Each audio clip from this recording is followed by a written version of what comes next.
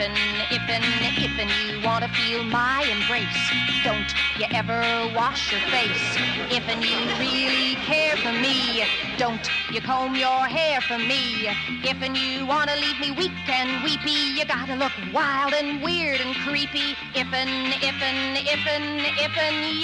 Yeah. Live from Hollywood.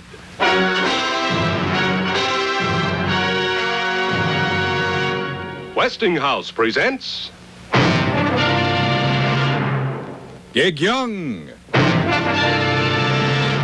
Marguerite Chapman, Elizabeth Montgomery, Jane Darwell. Westinghouse Studio One in Hollywood.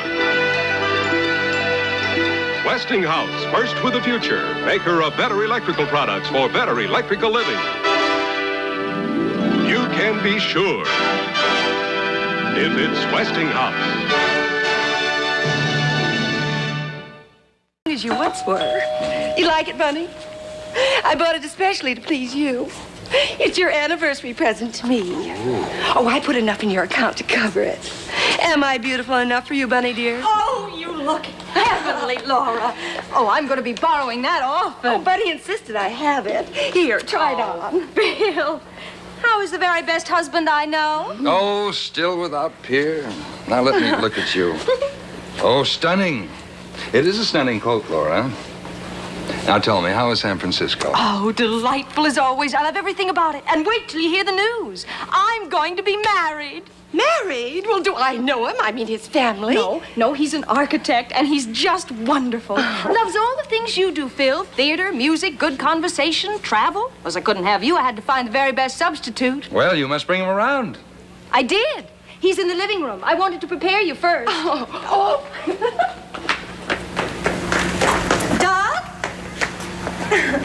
My family, this is Doug Richards. Hello, Doug. How do you do? I'm certainly glad to meet you. I'm grateful to you for making my campaign so easy. You see, I knew Marcia approved of marriage by the way she spoke of yours. So all I had to do was make sure she approved of me. Well, we're happy we set such a good example, aren't we, Bunny, dear? Oh, quite, yes. When do you plan to be married? Next week. Why couldn't it have been Marcia who had the money instead of Laura? Soul, character, intelligence. She has them all. In this, my last will and testament, pursuant to the first part, the amount of $200,000 is to be placed in trust, and the income therefrom is to be used for the benefit of my sister, Marcia. The remainder of my estate is to be divided as follows. To each of my two surviving cousins, I do hereby bequeath the sum of $500. To Anna, my maid, the sum of $5,000. To my beloved husband, Philip, I leave the rest, residue, and remainder of my estate, both real and personal, of which I may die possessed.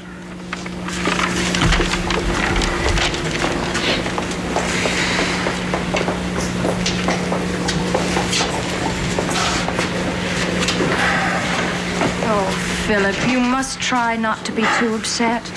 Remember, you still have us. Us? Why, Doug and me. I know, but you have your own lives to consider. You have your wedding plans. We couldn't possibly think of getting married at a time like this. Well, at least not right now, could we, Doug? No, I guess we can't.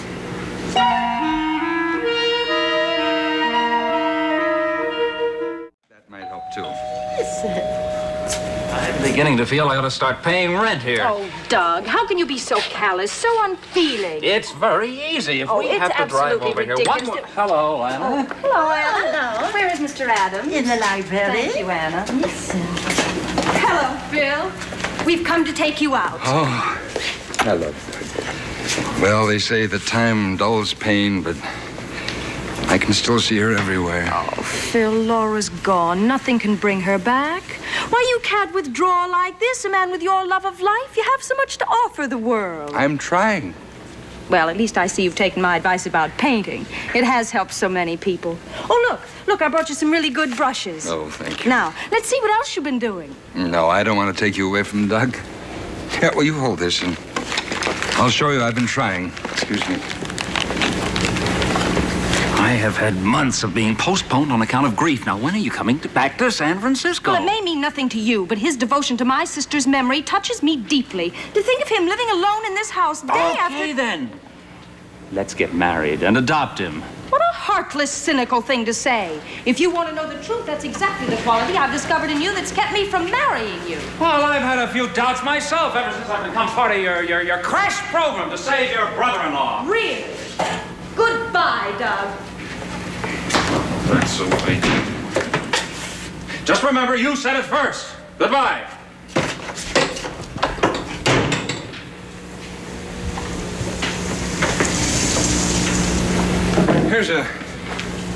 Where's Doug? He's gone. We had a fight. Oh, surely not a serious one. We've broken up, and you mustn't feel sorry. I guess we've both known for some time how really wrong we were for each other. Our marriage never could have been like yours and Laura's. Oh, Phil, how thoughtless of me to remind you. No, you could never be thoughtless. You're too much like Laura. Phil. If not for your visits, I should have lost my sanity. You are very like Laura, you know. Not in appearance, but in all things men value most in a woman. Soul, intelligence, character. I know it's wrong of me to say it, but being alone with you in this room is almost like having her back. Oh, Marcia, can you understand what it's like for a man like me to live without love, to be imprisoned by loneliness? Oh, well, of course I understand. Oh, I do. No, it's all wrong. How could I have so forgotten myself? Why, Philip, you have nothing to be ashamed of. Don't you realize how much seeing you happy again means to me? Marcia, I was at last in complete possession of all I desired. She was right, of course. I had nothing to be ashamed of. And so we were married and embarked on an... Was your trip a pleasant one? Oh, it was just perfect, Anna. But it is nice to have California back under our feet again. Isn't it, darling? What? Oh, yes, quite. I prepared your favorite dinner, sir. Duck with orange sauce. And there's Bordeaux, 1937. Oh, well, that was very thoughtful, Anna. But Mr. Adams has had enough of those foreign dishes and wines. They've practically ruined his digestion. Oh. Something simple for him tonight, Anna. A broth and poached eggs. I won't have anything quite so simple, Anna. I think I'll have sweetbreads. I just love sweetbreads. Poached eggs, darling. You remember that magazine article I showed you we were in Capri? I'm not going to be another wife who outlives her husband. Oh, my, it is nice to be back in Sacramento again, isn't it? I suppose if I hadn't been seasick, airsick, and if we hadn't run into all that sticky tropical heat... Oh, well, Rome and Paris are fun and all that, but just who'd want to live there? You know, darling, you may... Why, Philip, whatever are you doing? If I didn't love you so much, I'd be furious. It's just as Laura used to say, you're a little boy who needs constant looking after. I was forced to acknowledge the hideous truth. Despite her young and pretty exterior, Marcia was as monotonous and cliché-ridden as her sister. Marcia, I am neither a little boy nor a man who will submit to having his menu supervised. I rather fancy my pleasures and will very much resent... Dust. Well, I'll have to speak to Anna about that. Laura wouldn't have allowed it for a moment. I am saying something of the utmost importance to our future. Oh, I'm sorry, darling. I don't mean to dictate. I just want to be as good a wife to you as Laura was. Well, you said you fell in me because I was so much like her, didn't you? Well, didn't you? Yes, you are the image of Laura. Oh. What we need is a nice, cozy evening at home. Oh, I know. Let's watch television. We've missed all the new shows. Anna can serve dinner right in front of the set. Oh, I forgot. We'll have to get a new set. Oh, I know what you're thinking, darling, but we cannot live in the past. I had committed the incredible blunder of marrying the same sort of woman I had gotten rid of.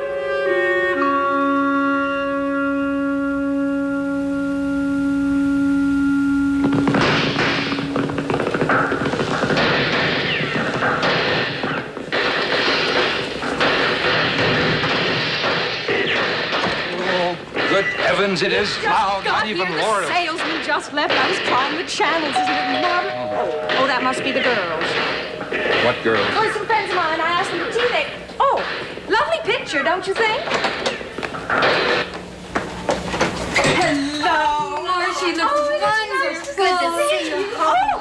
Well, let's have the woman's view on marriage, darling. Well, there is nothing better if you have the kind of husband I have. Oh, see for yourself. My husband, this is Judy, Pat, and Ginny.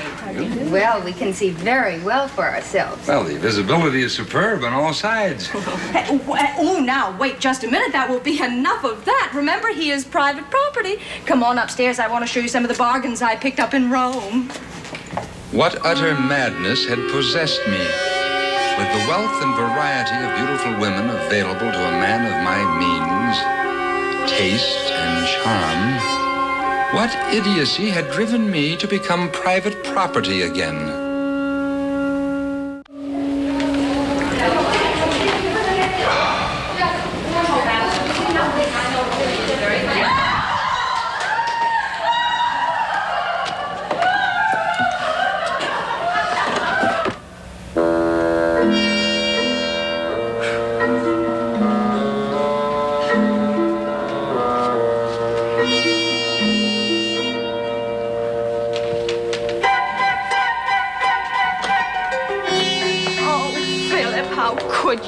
It was bad enough having you sit all through dinner without saying a word. Seems to me, my dear, you did sufficient talking for both of us. Someone had to make conversation. Why? But Philip, whatever is the matter? It's so unlike you to be rude. Oh, are you unhappy? Have I failed you? Is that why you're drinking? I am drinking because you've succeeded so well in throwing your life away on a man like me. I'm drinking to soothe a tortured conscience. Oh, Seeing you alone with your young, laughing friends. Philip, whatever are you saying? Marcia, you've made a big mistake. You've got to divorce me. I'm not good enough for you. You've got to divorce me. Never. Nothing in the world could make me give you up. You fool, you idiotic fool, you and that dull, plodding, suffocating sister of yours. You didn't love my sister. Of course I loved her. Of course I loved her. Would you believe I said what I did just now only to force you to divorce me? Would you believe that? For the first time since our marriage, when my very life depended on it, I was unable to read Marcia's mind. Was she now aware that my marriage to her sister was not what it seemed?